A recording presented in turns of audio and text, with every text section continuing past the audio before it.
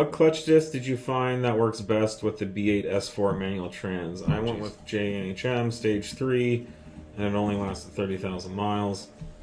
Yeah, we do currently offer the Sachs Performance clutches, which are on our website.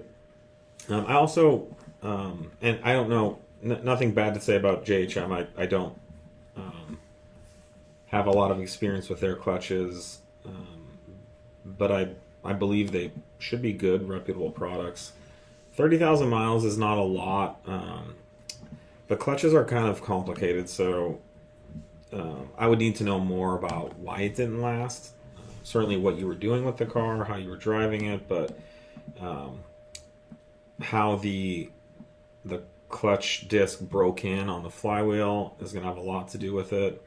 And then there's what compound was it? What material was it? Some clutch discs compromise longevity for higher coefficient of friction.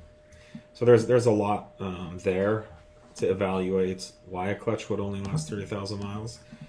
So for example, when it comes to materials, like the factory clutch disc is designed for very long life, and that's what we typically refer to as an organic material, which is various adhesives and fibers, pressed together and glued together, and it creates a long-lasting material. The compromise, which there always is in engineering, is that it doesn't hold as much torque, so it has a lower coefficient of friction, and it doesn't deal with heat real well. Yeah, so they can get cooked.